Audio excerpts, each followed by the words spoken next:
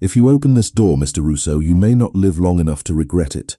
Claire Dawson heard her own voice through the mansion's security speaker, calm enough to sound like it belonged to someone else. Outside, rain swept across the circular driveway in silver sheets, striking the black SUVs parked beneath the stone portico.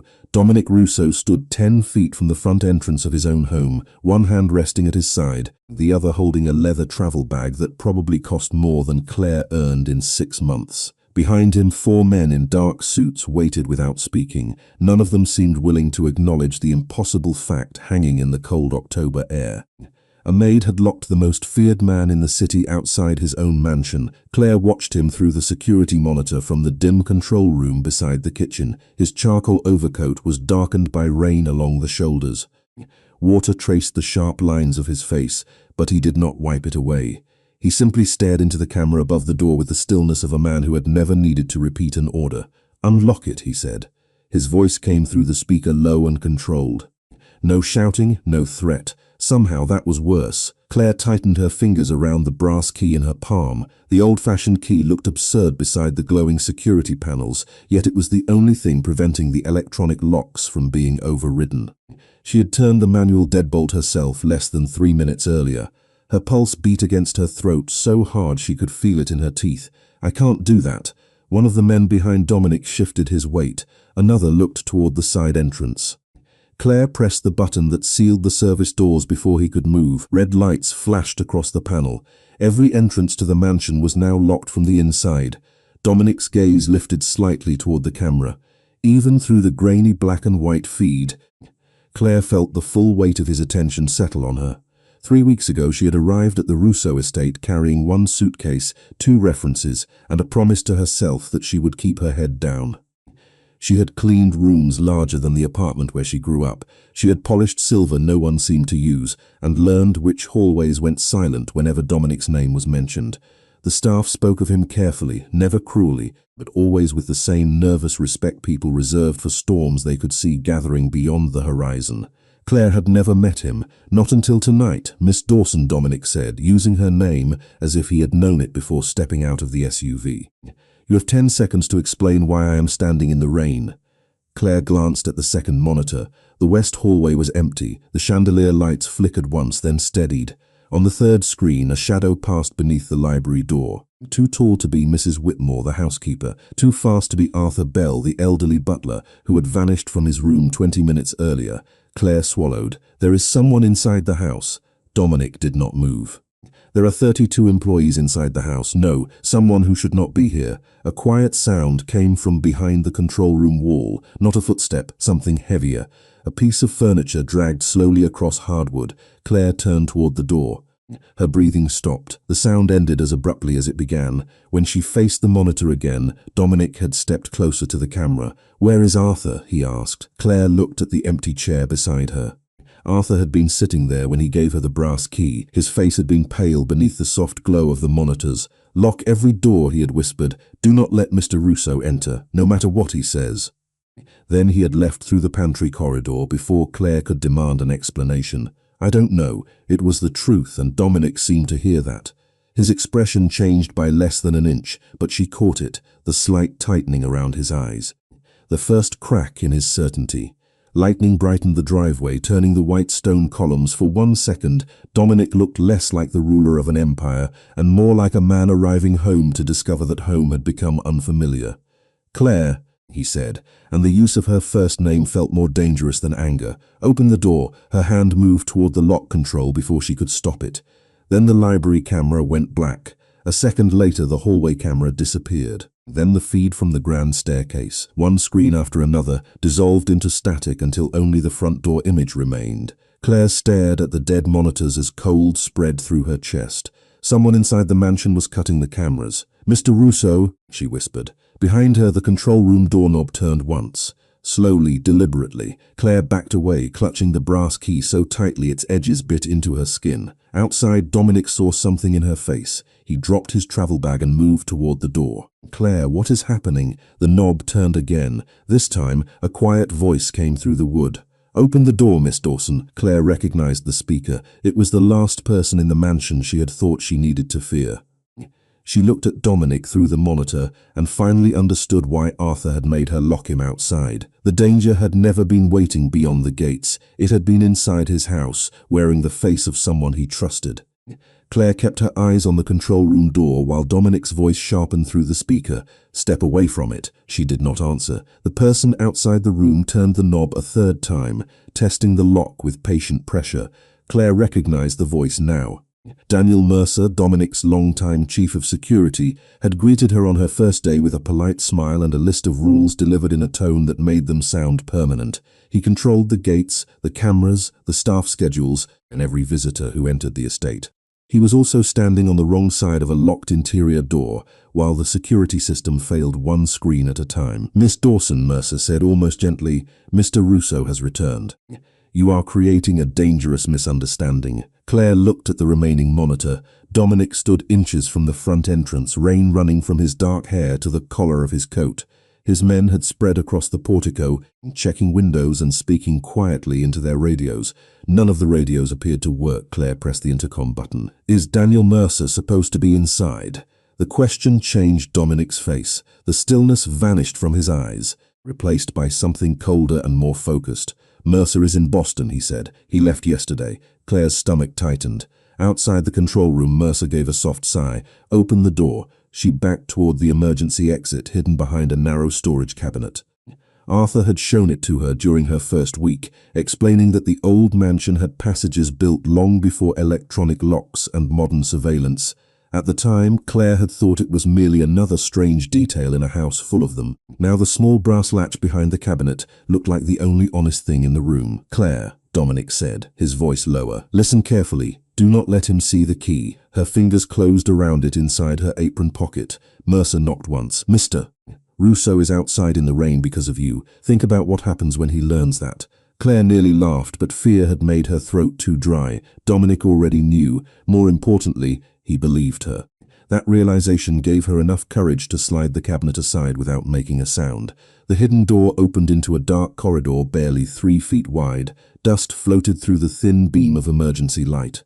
Claire stepped inside and pulled the panel closed behind her just as the control room lock clicked. Mercer had found another way in. She moved through the passage with one hand against the wall.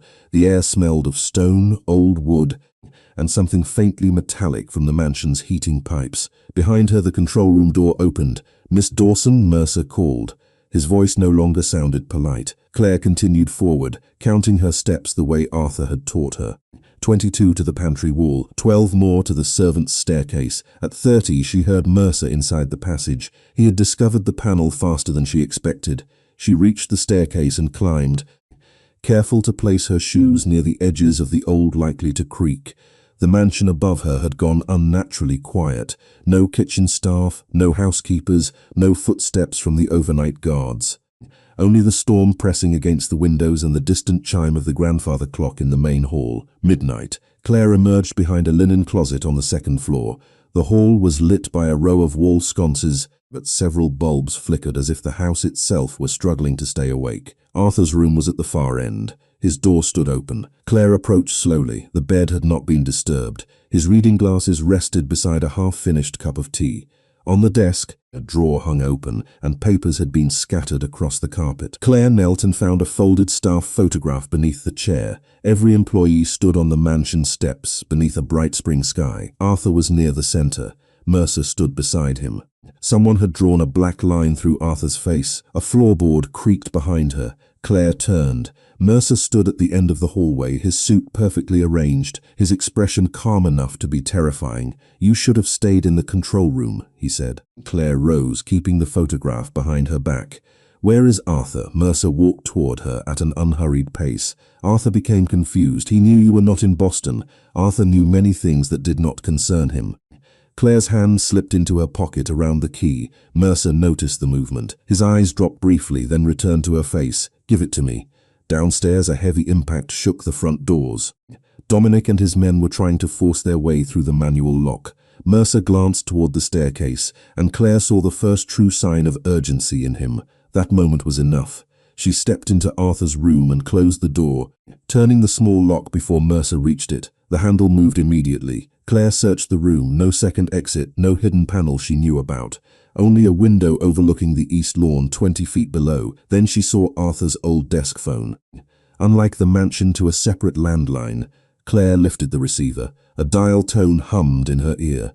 She called the number printed on the emergency card beside it. Dominic answered after one ring. "Claire, I found Arthur's room. He is gone and Mercer is outside the door. Can you get out?" "No." Silence held for less than a second. "Then tell me what you see." Claire scanned the scattered documents. Most were invoices and maintenance records.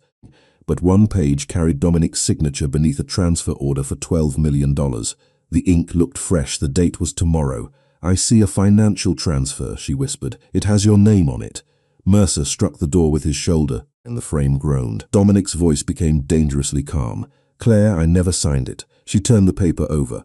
Written in Arthur's uneven handwriting were 5 words that made the entire night suddenly clear. "Mercer needs Dominic inside by midnight."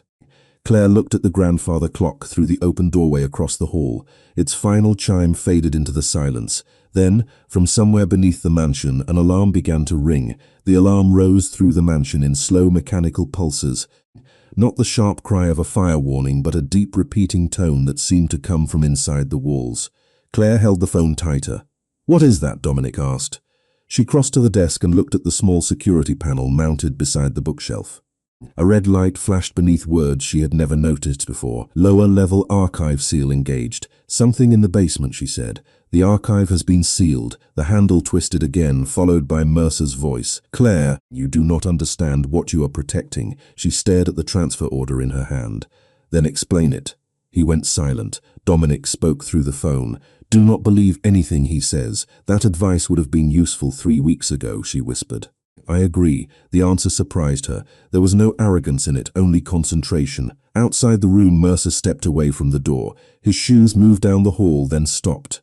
Claire pictured him listening, calculating, deciding whether she mattered more than whatever had begun below the mansion. "He is leaving," she said. "Then you need to move. The door is still blocked. Check the fireplace." Claire looked across the room.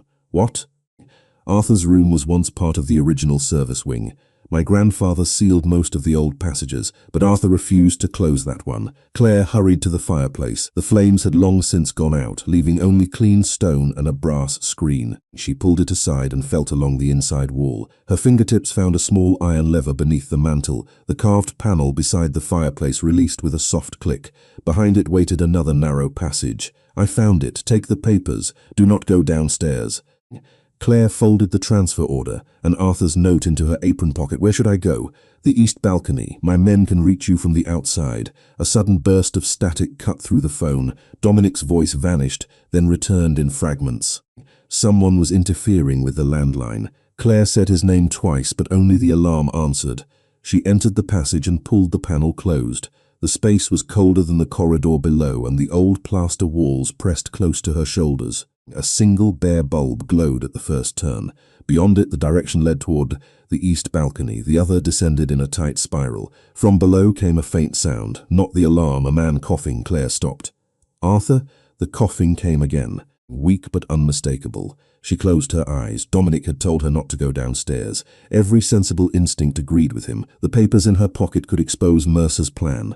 Reaching the balcony meant safety, but Arthur had given her the key. Arthur had trusted her when no one else in the mansion had even learned how she took her coffee. Claire turned toward the stairs. Each step carried her deeper beneath the house. The air changed as she descended, becoming cooler and heavy with the smell of damp stone. At the bottom, a low wooden door stood partly open. The alarm was louder there, vibrating through the floor. Claire pushed the door wider and entered a storage room lined with old wine racks and covered furniture. Arthur sat against the far wall. His white shirt was wrinkled and his grey hair had fallen across his forehead, but he was conscious. Relief weakened Claire's knees. "Arthur." He lifted his head. "You kept him outside." "Yes." She hurried to him. "Can you stand?" "In a moment." His eyes moved to the key in her hand. "You still have it." Mercer tried to take it. "He cannot open the archive without that key." Claire looked through the metal gate. Beyond it, a concrete hallway led toward a heavy steel door. A green light above it had turned red. "What is inside?" "Proof, financial records, names, every payment Mercer made to people inside this house." The alarm stopped. The sudden silence felt worse. Footsteps sounded on the staircase behind them. Arthur's face tightened. Claire helped him to his feet and guided him behind a row of covered cabinets. The storage room door opened. Mercer entered alone. His calm expression had disappeared. "You always were stubborn, Arthur." Claire remained hidden, one hand over her mouth. Arthur stepped into view before she could stop him, and you were always too certain that loyalty could be purchased. Mercer looked toward the locked gate. "Give me the key." "I do not have it." Mercer's eyes moved around the room. Claire felt his attention pass over the cabinets. "She came down here," he said. Arthur gave no answer. Mercer took one step closer. Then a tremendous sound rolled through the mansion above them. The front doors had finally opened, followed by Dominic's command, clear even through several feet of stone. "Find Claire?" Mercer froze. For the first time that night, fear showed openly on his face. He turned toward the stairs, but the steel archive door behind the gate unlocked with a heavy click. Claire looked at the brass key in her hand. She had not used it. Arthur looked equally stunned. Then a small green light appeared beside the lock, and a recorded voice filled the basement. "Identity confirmed. Welcome home, Mr. Russo." Claire stared at the door as it slowly opened. Someone with Dominic's credentials was already inside the archive. The archive door opened only 6 inches before stopping against something on the other side. Mercer stared at the narrow gap, and Claire saw his calculation return. He moved toward the gate, but Arthur stepped between him and the lock. "You are too late," Arthur said. Mercer's eyes shifted to the stairs above. Dominic's men were moving through the mansion now, their voices growing closer. "No," Mercer replied. "I am exactly where I planned to be." He reached into his jacket and removed a small black device. Claire recognized it from the control room, a remote access key. Mercer pressed one button. Every light in the basement went out. Darkness swallowed the storage room. Arthur caught Claire's wrist before she could move. "Stay low," he whispered. Somewhere ahead, metal scraped against concrete. The gate was opening. Claire heard Mercer pass through it. Then the soft rhythm of his steps faded inside the archive. Emergency lights flickered on a few seconds later, bathing the room in a weak red glow. Arthur led Claire toward the gate. "He used Dominic's credentials to trigger the system," she said. "How?" "He had access to everything Dominic trusted him to protect." Arthur's voice carried more sadness than anger. "Security codes, voice samples, travel schedules, even the biometric backups." Claire looked through the open gate. The archive corridor stretched 30 feet to the steel door. Beyond it, rows of shelves stood beneath white ceiling lights. At the center of the room, a man in a dark coat faced a wall of computer screens. For one impossible second, Claire thought Dominic had reached the basement ahead of everyone. Then the man turned. The resemblance was strong enough to disturb her. Same height, similar build. Dark hair combed back from a narrow face, but his eyes were different, restless, hungry. He wore a silicone mask shaped to imitate Dominic's features, though under the bright archive lights the illusion failed around the edges. Claire understood why the system had recognized him. "Who is that?" she whispered. Arthur's jaw tightened. "Evan Russo, Dominic's cousin." Evan removed the mask and placed it on the desk as if it were nothing more than a hat. He looked toward Mercer. "You said the house would be empty. It should have been." Mercer glanced toward the gate and saw Claire. His expression hardened. She followed his gaze. Unlike Mercer, he smiled. The maid. Claire felt the word land like a judgment. 3 weeks of quiet work had taught her how people like Evan dismissed anyone carrying a tray or wearing a uniform. They saw service, not intelligence, presence, not attention. That mistake had placed her outside the front door with the only key that mattered. Footsteps thundered on the staircase behind them. Dominic appeared at the bottom with 2 men beside him. Rain still marked his coat, and the cold authority in his face made the room feel smaller. His gaze moved first standing, then to Arthur, then to the open archive. "Evan," he said. The name held no surprise, only disappointment. Evan leaned against the desk. "You took longer than expected. You expected me inside before midnight. I expected you to be predictable." Dominic stepped through the gate, but Claire saw something on the nearest screen that made her reach for his sleeve. A countdown had begun. 4 minutes and 32 seconds. Beneath it, a list of accounts waited for authorization. "Do not touch anything," she said. Every man in the room looked at her. Dominic did not pull away. Why? The transfer order was dated tomorrow. "Mercer needed you inside by midnight because the system would record your physical presence before the money moved." Arthur nodded slowly. Then the forged documents would appear legitimate. Evan's smile faded. Claire moved closer to the screen without crossing the final threshold. The account names meant nothing to her, but the pattern did. $12 million divided across 6 transfers, each routed through companies connected to Russo Properties. This was never just theft, she said. You wanted the records to show that Dominic approved it himself, and when the accounts were discovered, Arthur added, the family would believe he had betrayed them. Mercer looked at Evan. End the transfer. I cannot. Evans, the voice begins. It needs Dominic's live confirmation to stop. Dominic looked at the countdown. 3 minutes and 50 seconds. Then I will confirm it. Claire shook her head. That may be what they need. If you use your credentials now, the system could attach your identity to everything. Mercer's face revealed the truth before he spoke. Dominic saw it too. She is right, he said. The stop command is the final authorization. Silence settled over the archive. Evan pushed away from the desk. Then you have a choice. Save your money and accept the blame, or keep your name and lose the money. Dominic looked at the screen, then at Claire. For the first time, he did not look like a man searching for control. He looked like a man deciding what control was worth. There is another option, Claire said. She reached into her pocket and unfolded Arthur's transfer order. At the bottom, beneath Dominic's forged signature, was a secondary verification code printed in pale grey. She had seen the same code in the control room, not a financial approval, a maintenance override. Arthur, does the archive have a manual power isolation? His eyes widened. Behind the west panel, Claire turned toward Dominic. If we cut power to the archive before the transfer completes, the system cannot record approval or release the funds. The backup generator will restore it, Mercer said. In 90 seconds, Arthur replied, long enough to interrupt the sequence. Dominic gave one sharp nod. Show me. Claire crossed the threshold with him beside her. Evan stepped into their path, but Dominic did not raise his voice. Move. Something in the single word made Evan hesitate.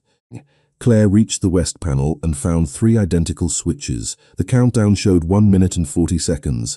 Arthur called from the gate. The center switch, then the red lever.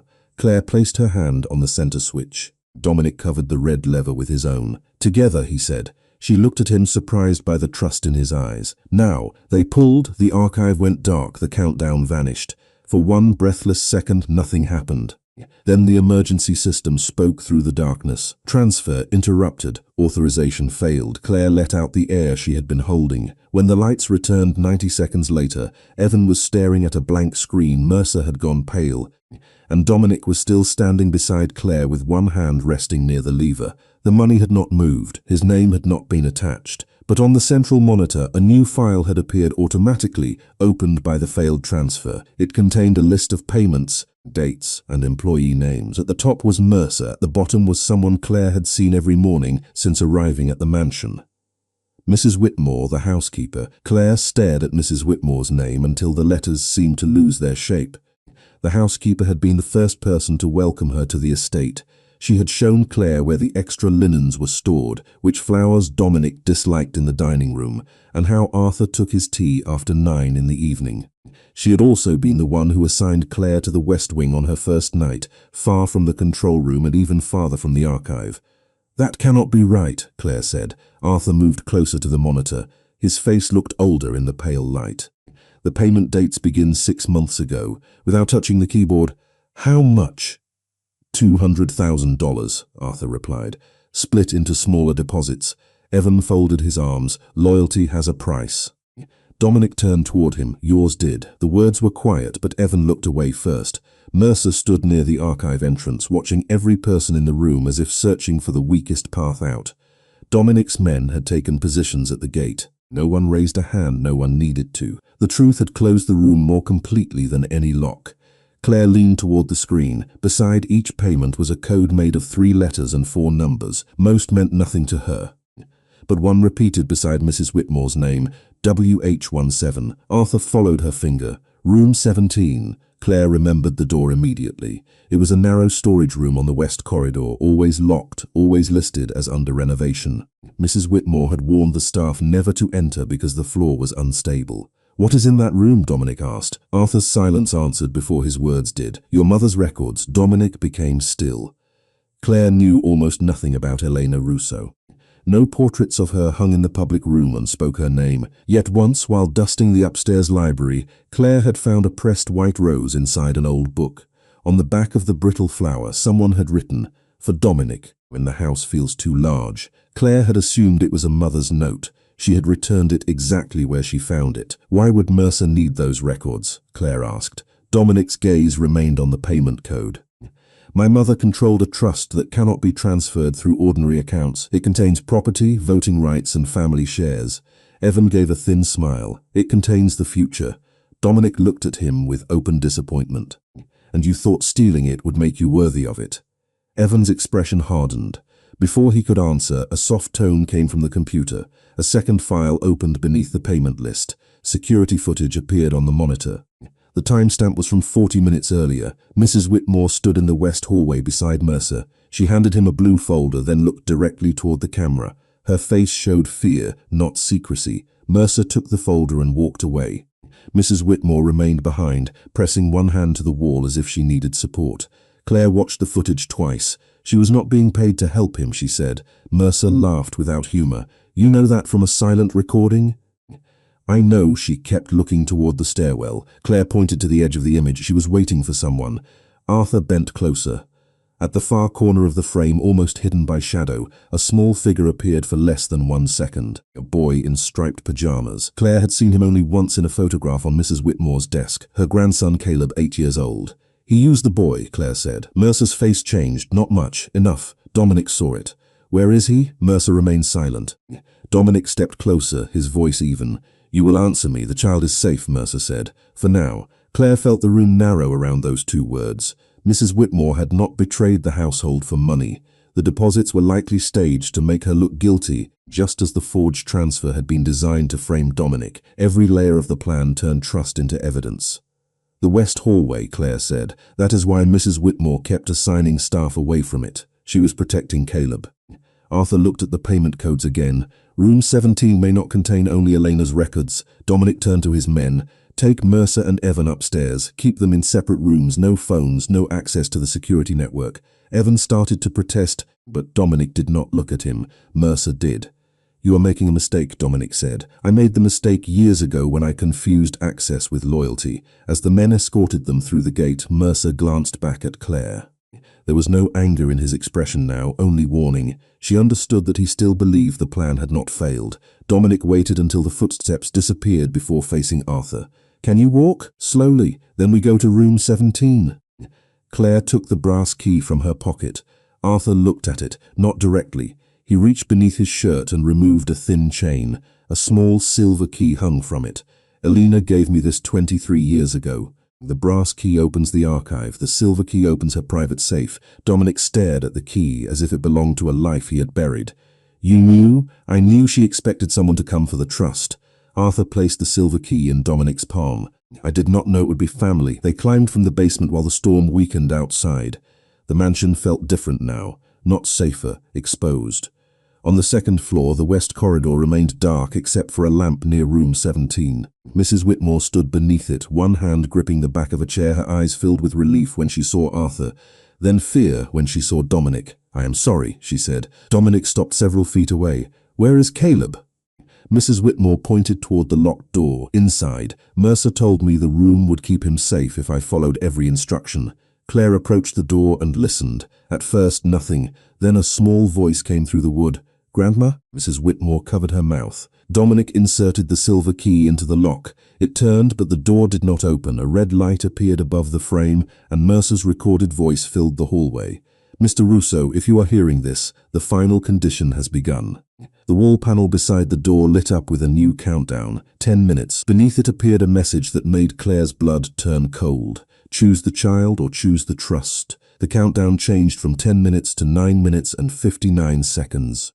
Mrs. Whitmore pressed both hands against the door. Caleb, stay where you are. Grandma is right here, the boy answered, but his voice sounded farther away now, as if he had moved deeper into the room. Dominic studied the wall panel without touching it. 2 options glowed beneath the timer. Release occupant. Claire read them twice. The wording was too clean, too simple. Mercer never built choices, he built traps that looked like choices. Do not select either one, she said. Dominic looked at her. Why? Because the system wants you to believe there are only 2 outcomes. Arthur leaned closer to the panel. She is right. Elena would never design access this way. Mrs. Whitmore turned from the door. Elena designed this room? The original protections, Arthur said. Mercer must have added the countdown and altered the interface. Dominic placed his hand near the screen, then stopped. What happens if the timer reaches 0? No one answered.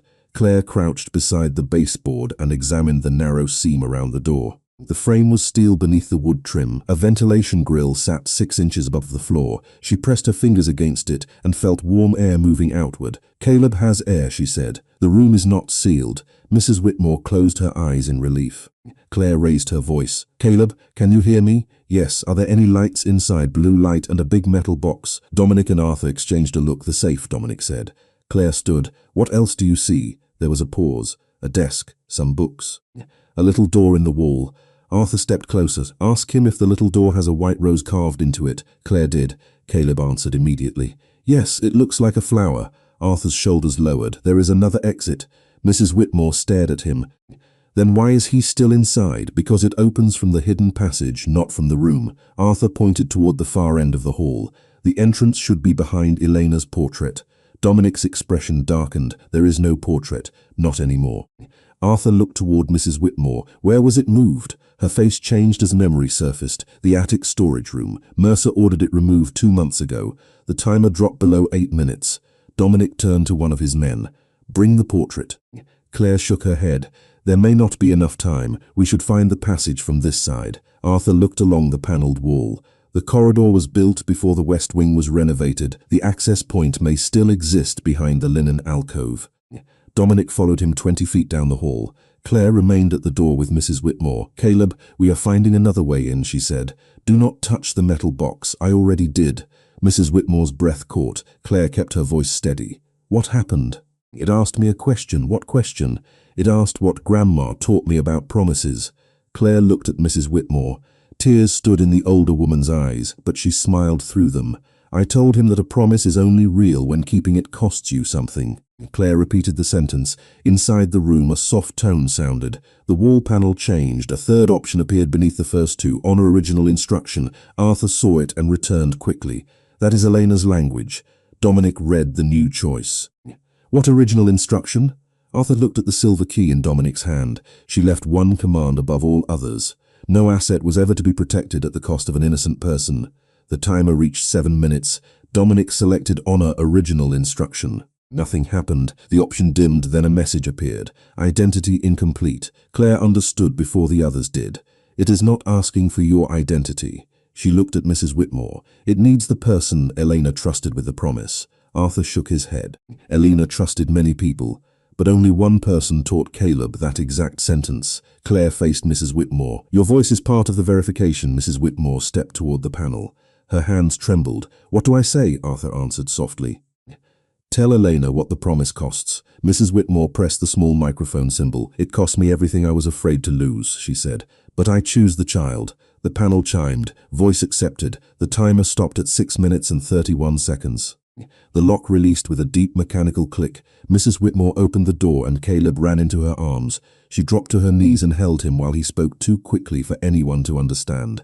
Claire looked past them into the room. It was small, warm, and lined with shelves. The metal safe stood against the back wall beside the carved white rose. Its door had opened. Inside were blue folders, legal documents, and an old video recorder with a blinking green light.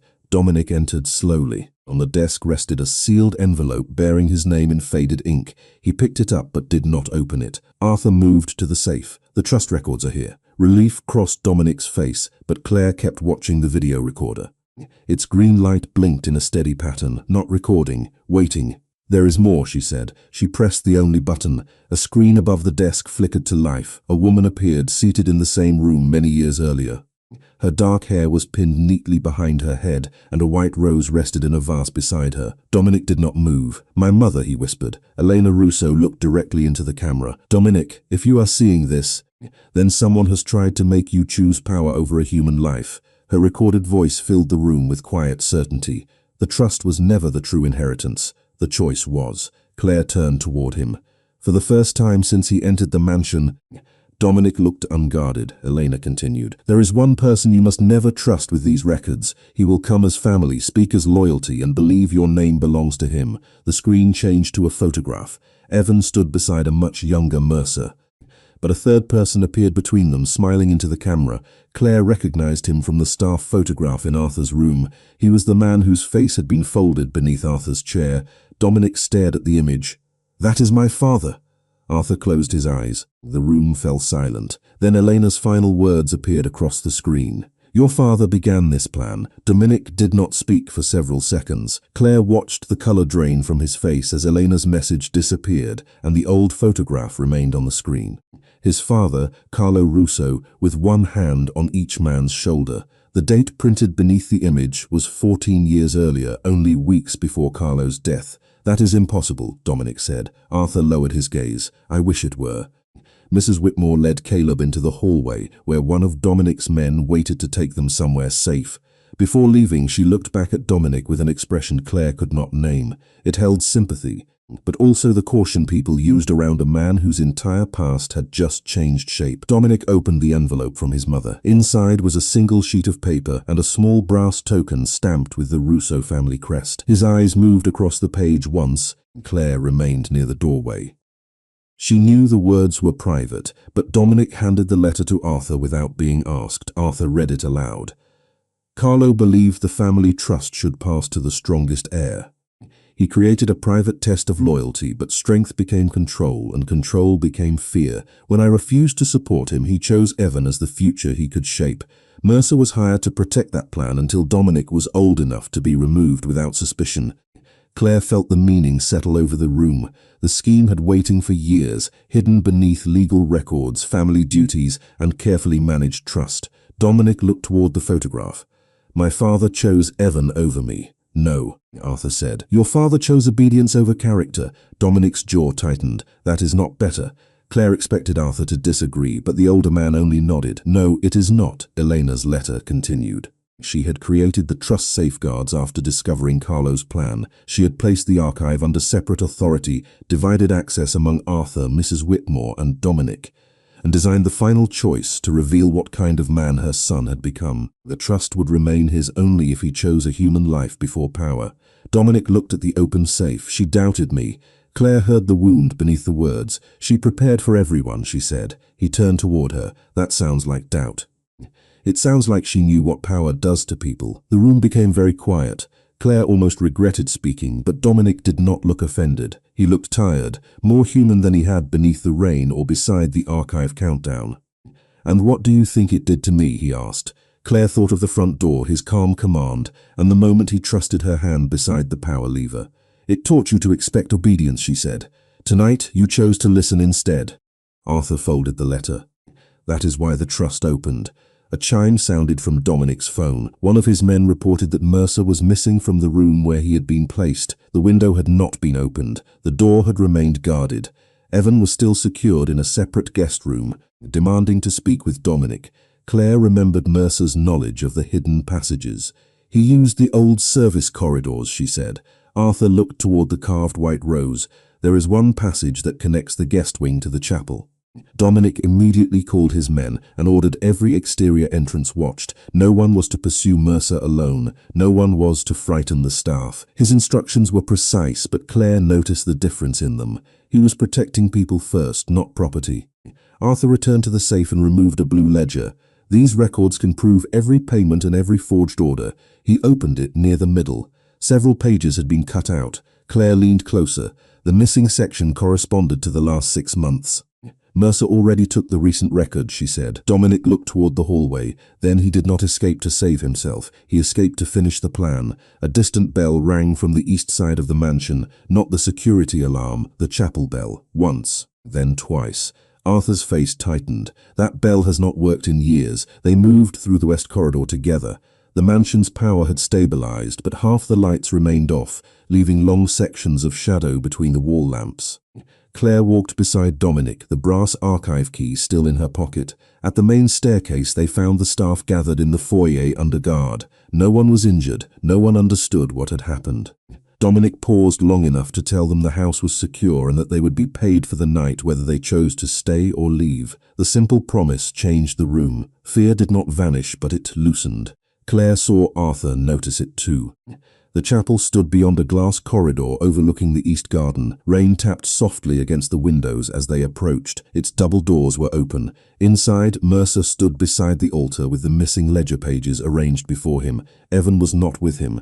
"Stop there," Mercer said. Dominic did. Mercer held up the brass token identical to the one Elena had left in the envelope. "Your mother made 2 of these, one for the heir and one for the witness." Dominic looked at the token in his hand. "You were never the witness." "No," Mercer said, "but I know who was." He turned toward the dark confession room at the side of the chapel. A hidden door opened, and another man stepped into the candlelight. He was older, silver-haired, and walking with a cane, but Dominic recognized him before Claire did. The family photographs had shown a younger face, yet the eyes were unchanged. Dominic's voice fell to a whisper. "Father." Carlo Russo smiled as if he had merely returned from a long trip. "You finally made the right choice," he said. "Now let us see whether you can survive the truth behind it." Dominic did not move. The chapel seemed to contract around the 3 men, the candlelight trembling against the stone walls as if the room itself had been waiting for this moment. Claire stood a few feet behind him, close enough to see the way his shoulders had locked beneath his rain-darkened coat. Carlo Russo looked older than the man in the photographs, but not diminished. His silver hair was neatly combed, his black suit fit perfectly. Even the cane in his hand seemed chosen to suggest weakness without admitting it. "You died 14 years ago," Dominic said. Carlo smiled. "That was the story your mother preferred." Arthur stepped into the chapel beside Claire. His face had gone pale. "Elena believed you were gone. Elena believed what I allowed her to believe." The cruelty of the sentence was not in its volume. Carlo spoke as if discussing a business arrangement that had worked exactly as planned. Mercer remained near the altar, one hand resting beside the missing ledger pages. Dominic looked from his father to Mercer. "You built all of this together. We preserved what you were too young to understand," Carlo said. "A name like ours cannot survive kindness." Claire felt Dominic's silence change. Until that moment, shock had held him still. Now anger moved through him, not wild or loud, but controlled enough to become dangerous in another way. "You left my mother alone to protect everything from you."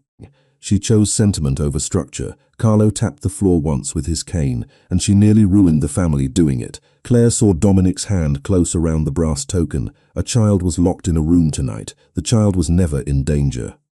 Mrs. Whitmore's frightened face flashed through Claire's mind. Caleb's small voice behind the door. The countdown forcing a choice no one should have been asked to make.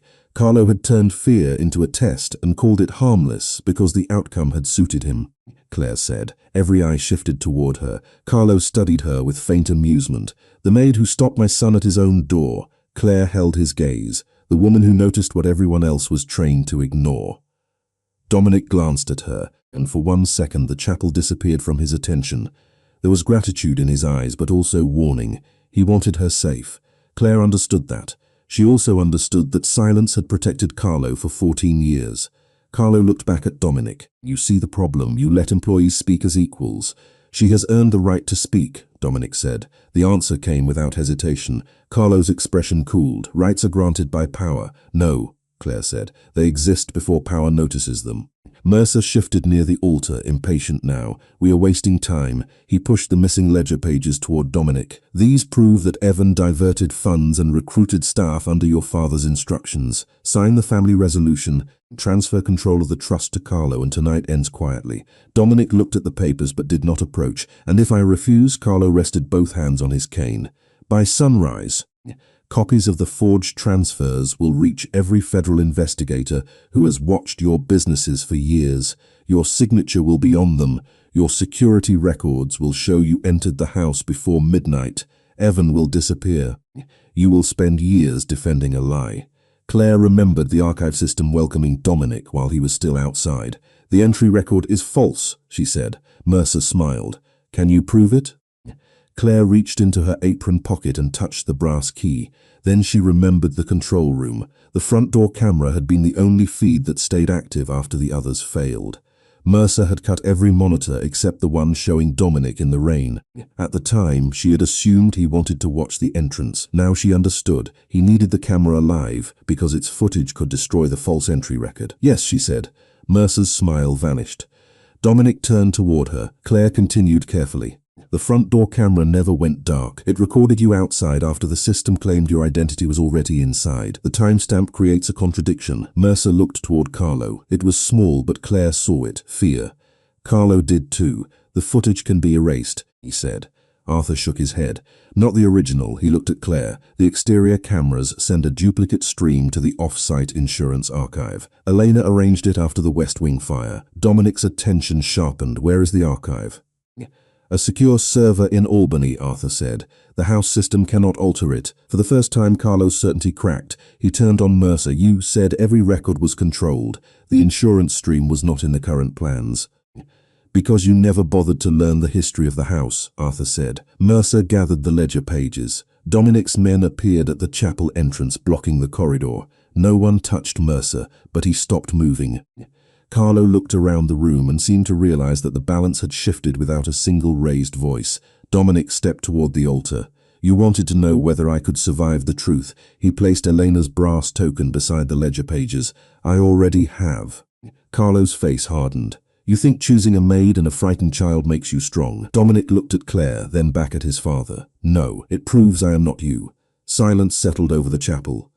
The storm had nearly passed. Through the stained glass windows, the first grey hint of morning touched the sky. Then Arthur opened Elena's letter again and examined the lower corner. There is something else. A line of writing appeared beneath the fold, visible only in the candlelight. Dominic read it aloud. The witness holds the authority to dissolve the trust. Carlo stared at the brass token. Mercer did the same. Claire understood before either of them spoke. The second token had never belonged to Carlo or Mercer. Elena had hidden the witness in plain sight, inside the one role powerful men never bothered to respect. Arthur turned slowly toward Mrs. Whitmore, who stood at the chapel entrance with Caleb beside her. Around the boy's neck hung a small brass token stamped with the Russo crest. Mrs. Whitmore stopped beneath the chapel arch, one hand resting on Caleb's shoulder, while the brass token caught the first pale light of morning. Dominic stared at it, then at Arthur. How long has he had that? Arthur stepped closer without touching the boy. Elena gave it to Mrs. Whitmore years ago before Caleb was born. She told her the witness should pass it only to someone who had never learned to value money more than people. Mrs. Whitmore lowered her eyes. I kept it hidden. When Mercer took Caleb, he searched my room but never thought to check the child's necklace. He believed the token was only a family keepsake. Carlo's face hardened. This is absurd. A child cannot control the future of the Russo estate. He does not, Arthur said. The witness does. Mrs. Whitmore looked at Dominic with quiet fear. Elena named me. The words seemed to disturb Carlo more than any accusation. You were household staff. Mrs. Whitmore straightened. I was her friend. Claire watched the sentence strike him. Carlo understood titles. Friendship offered him no place to stand. Dominic moved toward Mrs. Whitmore, but slowly, allowing her time to decide whether she trusted his approach. What does the authority require? He asked. Arthur unfolded Elena's letter once more. The witness may dissolve the trust if the heir chooses power over an innocent life or if the estate is used to conceal betrayal. The decision must be made before sunrise, in the presence of the heir and one independent witness. Claire glanced through the stained glass windows. The eastern sky had turned silver. Sunrise was close. Mercer looked toward the chapel doors, but Dominic's men remained there. Evan was still confined elsewhere in the mansion, yet his absence now felt deliberate. He had played his part and expected the others to finish the work. Carlo pointed his cane at Mrs. Whitmore.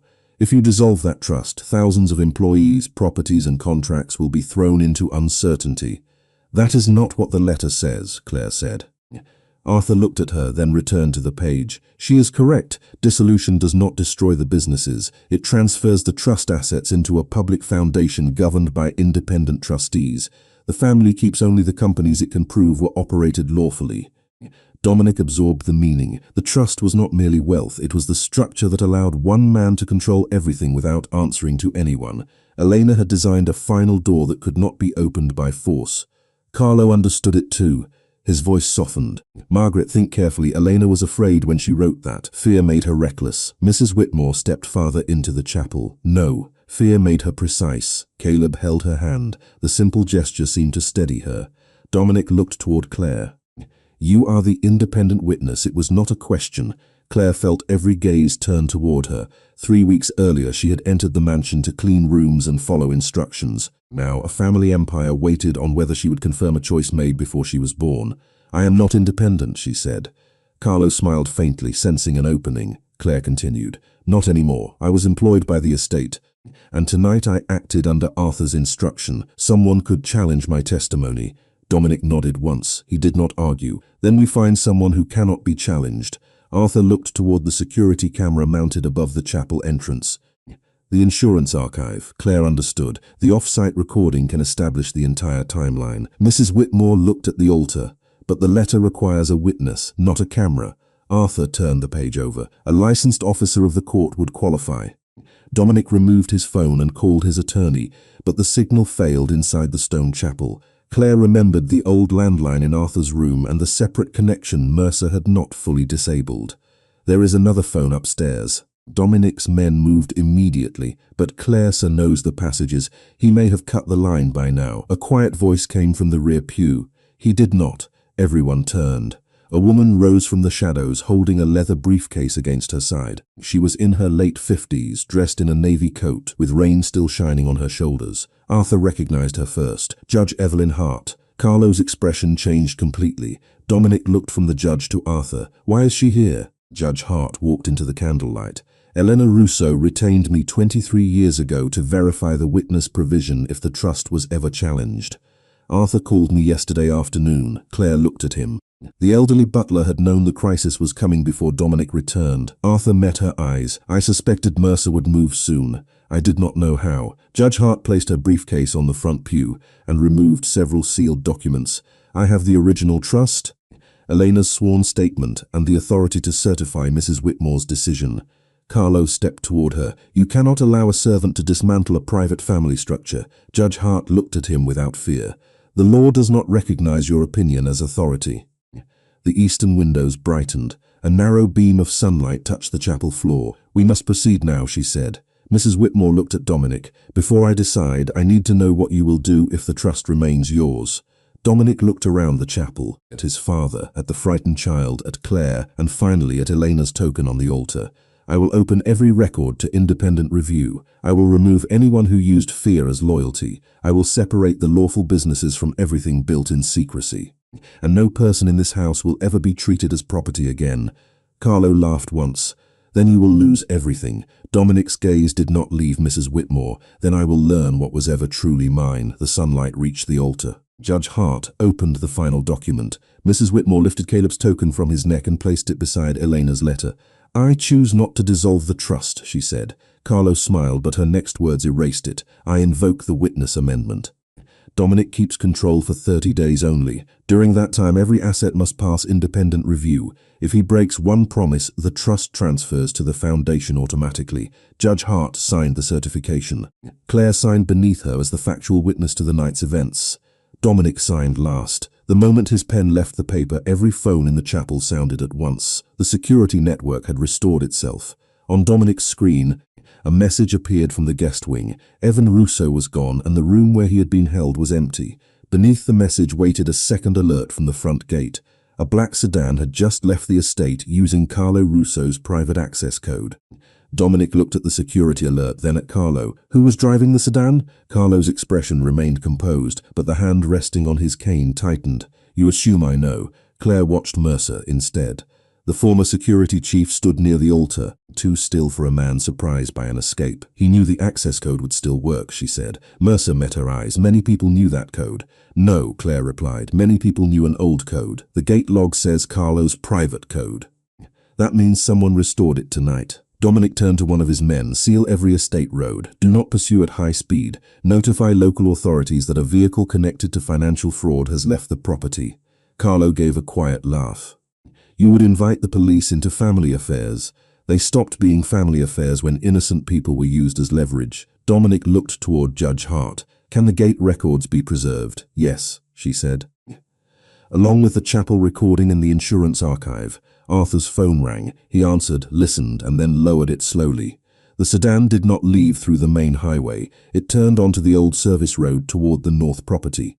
Dominic's gaze sharpened. The lake house. Claire remembered hearing staff mention it only once. A small residence nearly 8 miles from the mansion, unused since Elena's death. Mrs. Whitmore drew Caleb closer. Why would Evan go there? Arthur looked at Carlo. Because that is where Elena kept the original corporate seals before she moved them into the trust. Carlo said nothing. That silence was enough. Dominic stepped toward him. The missing ledger pages were not the final objective. Nothing is final until control is recorded, Carlo replied. Evan cannot transfer the trust, Judge Hart said. No, but he can sign agreements that appear to predate tonight, Claire said. Everyone looked at her. She thought of the transfer order dated tomorrow, the false presence record, and Mercer's careful use of timing. He does not need to own the trust. He only needs documents claiming that key assets were already pledged before the review began. Judge Hart opened her briefcase again and checked the amendment. If he has the corporate seals and authorized signature plates, he could create enough confusion to freeze the review for months. Dominic looked at Claire with grim approval. Then we go to the lake house. Carlo lifted his chin. You will find nothing. You were hidden in my chapel for 14 years, Dominic said. Your confidence no longer impresses me. He ordered Carlo and Mercer held under Judge Hart's supervision with 2 independent security officers present and every interaction recorded. Mrs. Whitmore and Caleb were moved to a secure guest suite with Arthur. Claire expected Dominic to leave without her, but he stopped beside the chapel doors. You are staying here? No. The answer left her before caution could soften it. His eyes narrowed. Claire. Evan expects you. He knows your habits, your anger, and your loyalty to this family. He does not know me. That does not make you safe. It makes me useful. For several seconds neither moved. Then Judge Hart spoke from behind them. She is also a material witness. If she goes, she should remain under protection and make no direct contact. Dominic looked as if he disliked every word except the possibility of keeping Claire where he could see her. You stay beside me, he said. You do exactly what I tell you if the situation changes. Claire almost reminded him that obeying orders had caused half the trouble in the mansion, but this was not the moment. Agreed. They left in a black sport utility vehicle with 2 security cars behind them. Dawn spread across the wet grounds, turning the trees along the private road into dark shapes against a grey sky. Claire sat in the rear seat beside Dominic. For the first mile neither spoke. His coat was still damp, and exhaustion had carved faint shadows beneath his eyes, yet he watched the road with complete attention. Did you know your father might be alive? Claire asked. No. Did you ever doubt the story of his death? Dominic looked out the window. I learned early that doubt was considered disloyal. Claire understood more from that sentence than from anything Carlo had said. Your mother doubted, and she built an entire system because no one listened to her. He turned the brass token between his fingers. I spent years believing she had hidden the trust because she did not believe I was strong enough. Maybe she was waiting to see whether you could be strong without becoming cruel. Dominic looked at her. You make that sound simple. It is not simple. That is why most powerful people avoid it. A faint, tired smile touched his face and disappeared. The lake appeared through the trees 10 minutes later, flat and silver beneath the clearing sky. The house stood on a low rise near the water, a 2-story structure of dark wood and stone. The black sedan was parked beside it. No lights showed in the windows. Dominic's driver stopped 200 feet from the entrance. The security team spread out, checking the perimeter without rushing. Claire noticed fresh tire marks continuing past the house toward an old boathouse near the shore. The sedan stopped here, she said, but another vehicle may have left. Dominic followed her gaze. The boathouse doors were open inside. An empty trailer rested near the water. A boat. One of his men checked the dock and reported that a small motorboat was missing. Dominic looked across the lake. Fog clung to the far shore, hiding everything beyond half a mile. Then Claire saw movement in an upstairs window. A curtain shifted, not from wind. Someone is still inside. Dominic raised one hand, stopping his men. The front door opened before anyone reached it. Evan stepped onto the porch wearing the same calm expression he had carried in the archive. In one hand, he held a blue document case. You arrived faster than Father predicted, he called. Dominic stood beside the vehicle. Where is the boat going? Evan smiled. Wrong question. Claire looked again at the open boathouse, then at the tire tracks. The boat was not the escape, it was a distraction. Her eyes moved to the chimney, no smoke, to the house windows, no lights, then to the basement vents near the foundation, where a faint green glow pulsed behind the metal grills, the same color as the archive system. She said quietly, the lake house is connected to the trust network. Evan's smile widened, and in 6 minutes, every record your mother protected will erase itself. 6 minutes became 5 minutes and 59 seconds on the small display Evan held beside the blue document case. Dominic remained near the vehicle, his gaze fixed on his cousin rather than the house. If the records are erased, the off-site archive will still exist. Evan shook his head. The insurance footage exists off-site. The trust records do not. Your mother believed distance created vulnerability, so she built a mirrored system here beneath the lake house. The archive at the mansion and the server below us protect each other. Delete one properly and the other follows. Claire studied the green light pulsing through the basement vents. Its rhythm matched the warning indicator she had seen beside the archive door. He needs a confirmation, she said. Evan's smile tightened. Not this time. Every system tonight required a final identity. Claire continued. The transfer needed Dominic, the safe needed Mrs. Whitmore, the trust amendment needed a witness. Elena never allowed one person to make an irreversible choice alone. Dominic looked toward the house. Where is the second authorization? Claire followed the wiring running from the foundation toward the boathouse. Rainwater glistened on a narrow trench where the ground had recently been disturbed. Not inside the house. Evan glanced toward the shore before correcting himself. The movement lasted less than a second, but Dominic saw it. The boathouse, he said. Evan stepped down from the porch. You can search it after the records are gone. Dominic addressed his security team without raising his voice. No one enters the house. 2 people check the boathouse. Preserve everything. Claire moved with him toward the shoreline, staying close as promised. Evan called after them. The timer does not pause because you ignore me. 5 minutes and 12 seconds remained. The boathouse smelled of wet wood, gasoline, and cold lake air. Empty hooks lined one wall where life jackets had been removed. The missing motorboat was obvious, but Claire noticed that the electrical panel beside the dock was still active. 3 green lights blinked above a brass slot identical in size to Elena's token. Dominic removed his token from his pocket. That is too easy, Claire said. A label beneath the slot, red hair confirmation. On the opposite wall, partly hidden behind a coil of rope, another panel displayed witness confirmation. The second slot was empty. Mrs. Whitmore has the witness token, Dominic said. She is 8 miles away. Claire looked across the water, had not carried Evan away. Someone else had taken it, along with whatever device could imitate the witness token. She remembered Mercer's remote access key, and the mask used to fool the archive. They are copying identities again. Dominic called Arthur, putting the phone on speaker. The connection broke twice before the older man answered. Dominic explained the 2 panels. Arthur went silent. Do not insert your token, he said. The boathouse system was Elena's emergency preservation lock. The heir and witness could use it together to isolate the mirrored records during a breach. Claire watched the timer on Evan's display through the open doors. 4 minutes and 20 seconds. What happens if a false witness confirms first?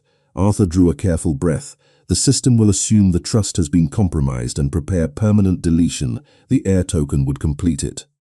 Evan wanted Dominic to believe he was stopping the erasure when he would actually authorize it. Dominic closed his hand around the token. Can we interrupt the process without using either slot? There is a physical network junction below the dock, Arthur said. Elena required a manual disconnect, but it can only be reached from the water access hatch. Claire looked down. Dark water moved beneath the dock boards. A square metal hatch sat at the far end, level with the lake.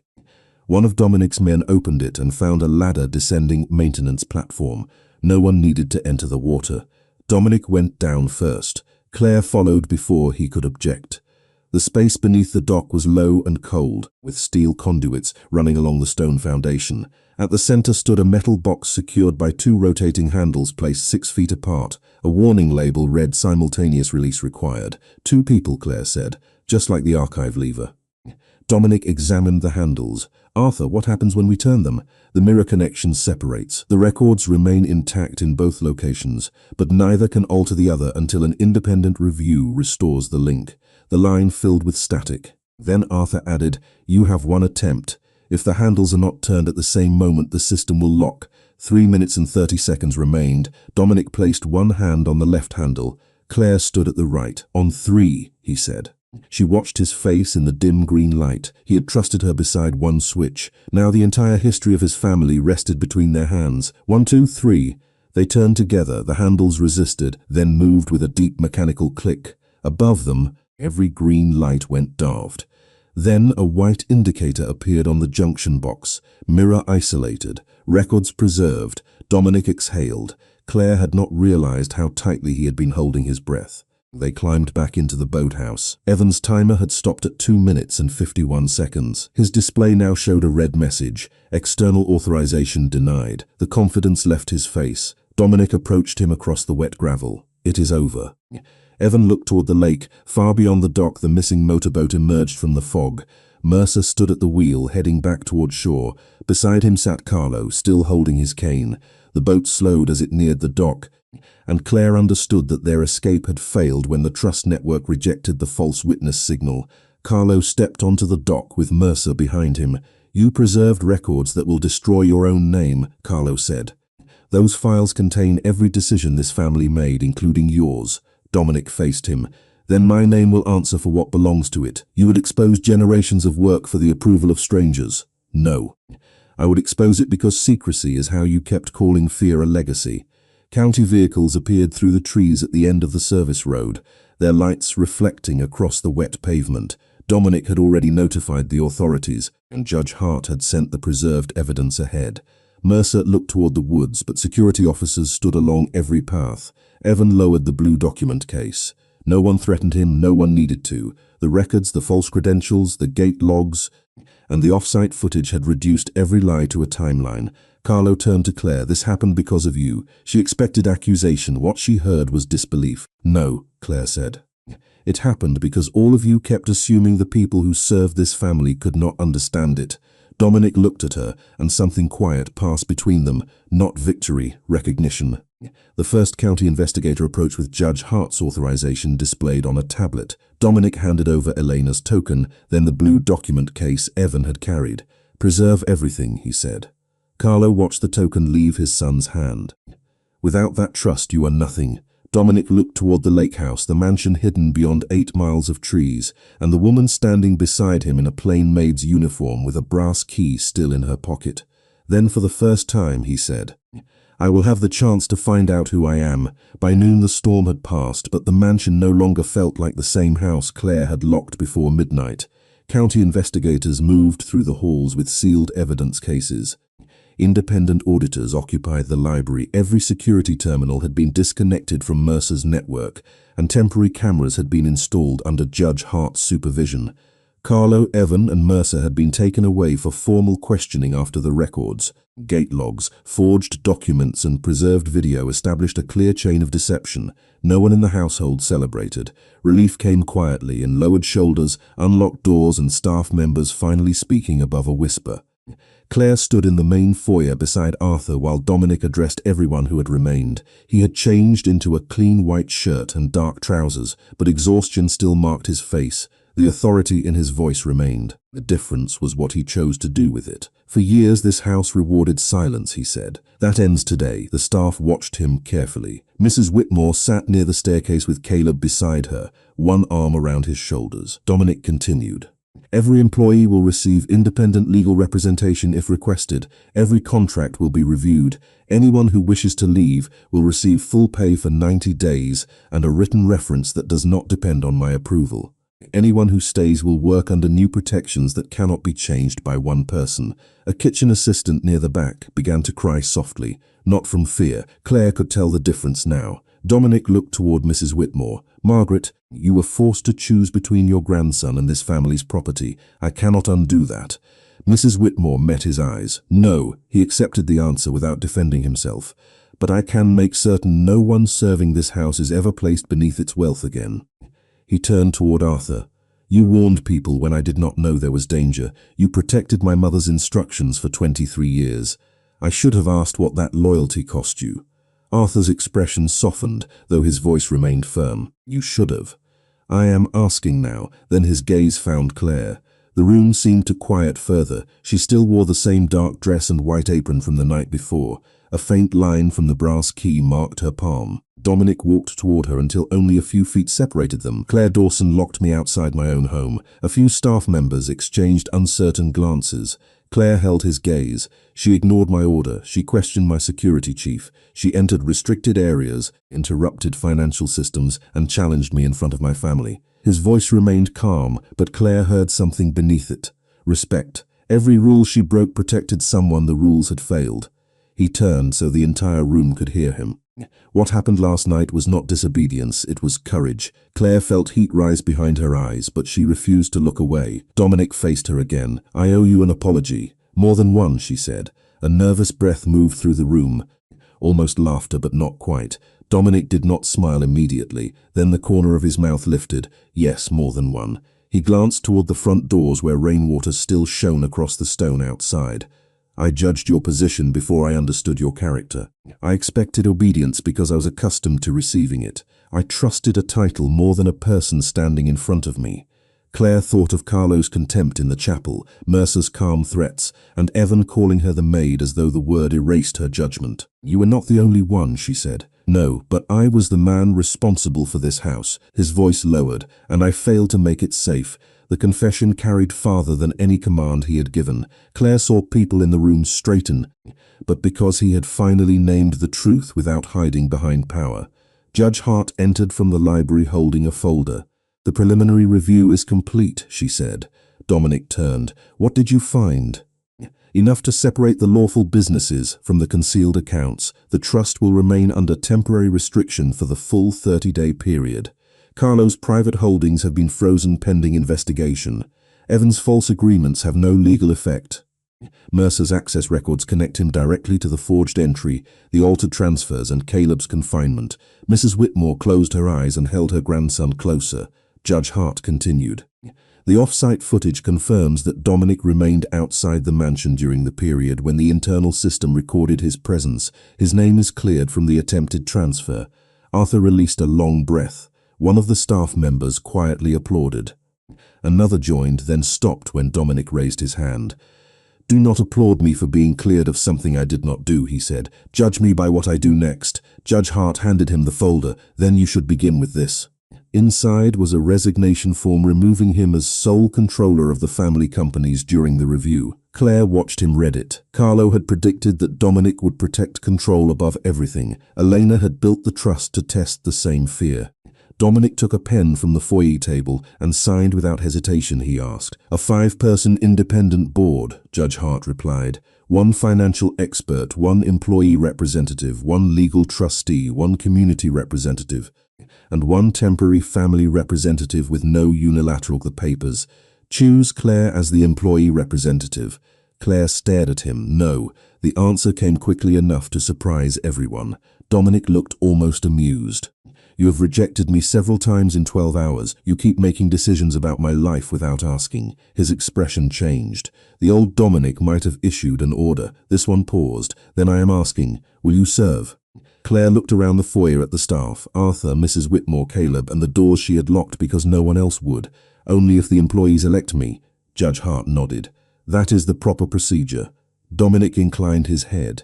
"Then they will choose. They might not choose me. Then I will respect their decision." Claire studied him, searching for pride wounded beneath the words. She found none, only determination to become the man his mother had hoped power would not destroy. Later, as investigators finished in the foyer, Claire stepped onto the front portico. The air smelled of wet stone and pine. Dominic joined her but remained several feet away, as if even closeness now required permission. "You could leave," he said, "with full pay and a reference." "I know, will you?" Claire looked at the brass key in her hand. "I have not decided." He nodded, though disappointment moved briefly through his eyes. "Fair." She turned toward him. "What will you do if I stay? Ask instead of order." "Every time. I will fail sometimes." His honesty surprised her more than any promise. "Then what?" "Then you remind me who locked the door." Claire finally smiled. Behind them, the mansion door stood open, but neither crossed the threshold. For the first time, Dominic Russo waited beside her. Not because he had been denied entry, but because he understood that walking forward together required both people to choose it. 30 days later, Claire stood in the same foyer where fear had once moved more freely than the people who worked there. The mansion looked almost unchanged. The marble still reflected the chandeliers. The grandfather clock still marked each hour with solemn precision. Yet every locked staff door had been removed, every employment contract had been rewritten, and every security decision now required review by more than one person. Change had not arrived like thunder. It had come as signatures, open meetings, and questions people were finally allowed to ask. The employees had elected Claire to the independent board by a vote of 41-3. She had accepted only after insisting that her position remain temporary until the staff could create a permanent council. Mrs. Whitmore became its first chairwoman. Arthur retired from daily service but accepted the title of historical advisor, which allowed him to criticize Dominic without pretending it was merely advice. Caleb returned to school and told everyone his grandmother had saved a mansion, though Mrs. Whitmore always corrected him. "We saved each other," she would say. The final review took place in the library. Judge Hart sat at the head of the table beside 4 trustees. Claire occupied the employee seat. Dominic sat at the opposite end without the authority to overrule anyone. He had attended every meeting, answered every question, and surrendered every document requested. The lawful companies remained open under independent management. The concealed accounts were transferred to investigators. Properties tied to fraud were placed in restitution funds. Carlo, Evan, and Mercer faced formal charges supported by the preserved records, the false access logs, and their own communications.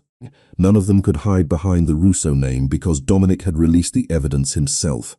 Judge Hart closed the final folder. "The conditions of the witness amendment have been satisfied. The trust will not dissolve." No one spoke. Dominic looked toward Mrs. Whitmore. "That decision belongs to you." She studied him for a long moment. "The trust may remain, but not as it was."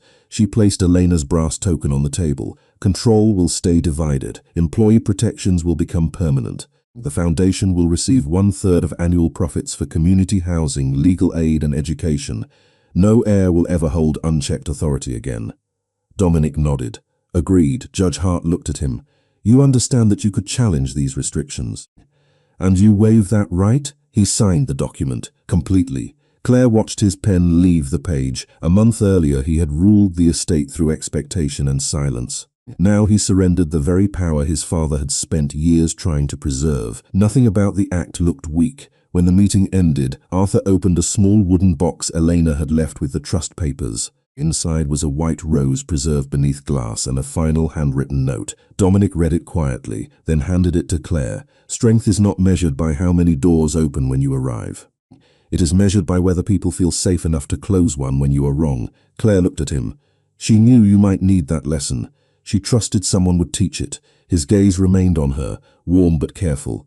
Over the past month, he had never confused gratitude with ownership. He asked before entering her office. He listened when she disagreed. He stopped calling the staff his people and began calling them by their names. Trust returned to the mansion slowly, one ordinary choice at a time.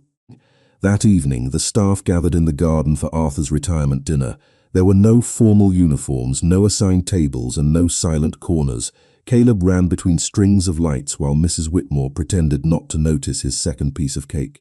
Dominic stood apart near the stone terrace until Claire joined him. "You're avoiding your own celebration," she said. "It is Arthur's celebration. He says retirement is only another word for finally being paid to complain." Dominic smiled. "He has been doing that without payment for years." The sound of laughter drifted across the lawn. Claire looked back at the mansion. "I decided to stay." Dominic's smile faded into something more vulnerable. "As a board member? For now. And after?" She held up the old brass archive key. "That depends on whether the house remembers what happened. The house will. Houses do not remember. People do." Dominic accepted the correction. "Then I will." He did not ask for more than she offered. That was why Claire stepped closer and placed the key in his palm. "This belongs to you." He closed her fingers around it again. "No. It belongs to the person who understood what it was for. It opens an archive." It stopped a man who believed every door belonged to him. Later, after the final guests had gone inside, Claire walked to the front entrance. Dominic followed several steps behind. She crossed the threshold, then turned and closed the door between them. Through the glass, she saw him standing beneath the portico, calm and patient. No guards, no anger, no demand. Claire waited just long enough to remember the rain, the fear, and the man who had once believed authority meant never being denied. Then she opened the door. "Are you going to leave me out here?" he asked. "I wanted to see whether you had learned." And Claire stepped aside. "You waited." Dominic entered only after she gave him room. He did not own the moment, he shared it. The mansion had once been built to prove the power of a family name. Now its doors opened by trust, closed by courage, and belonged to everyone whose dignity had been ignored inside them. Dominic Rousseau had spent his life believing strength meant controlling who could enter his world. Claire Dawson taught him that real strength began when someone had the freedom to walk away and still chose to open the door.